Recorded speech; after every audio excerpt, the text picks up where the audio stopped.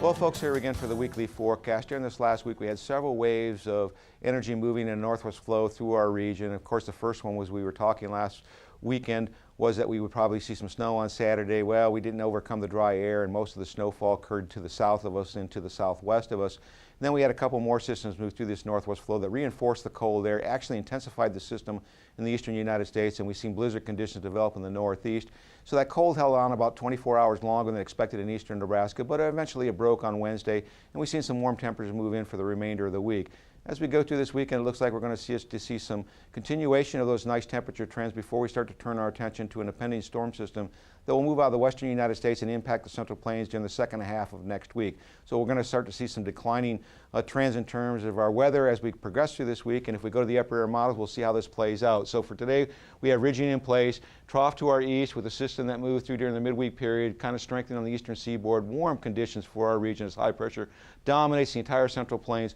We're looking at temperatures primarily in the 60s with possibly low 60s to upper 50s in the northeast. Precipitation remains in the western United States. Now, as we move into tomorrow, we'll see another wave moving across the northern plains. This might bump the temperatures across northern Nebraska down 5 degrees, but in southern Nebraska, we'll have a surface low that will pump up warm air into our region. There's not a lot of moisture associated with this. We're not expecting anything but maybe an isolated thunderstorm late in the day across eastern Nebraska. The primary moisture will be to our west.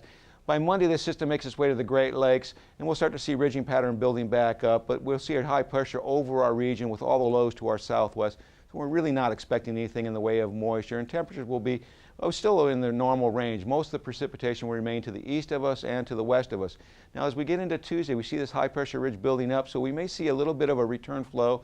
Temperatures boosted a little bit in advance of these low pressure systems that will develop on the front range of the Rocky Mountains, and will congeal as we go into Wednesday. So the major precipitations in California with just an isolated chance for moisture in western Nebraska, and this deep trough will start to feed moisture up into our region on Wednesday, and we'll see a surface low really starting to organize there during the latter half of Wednesday, and it'll start to move into our region as we get into Thursday. So by Wednesday, we'll see the precipitation making it into the central Rockies, and that will start to make its way out into the plains as we get into the day on Thursday.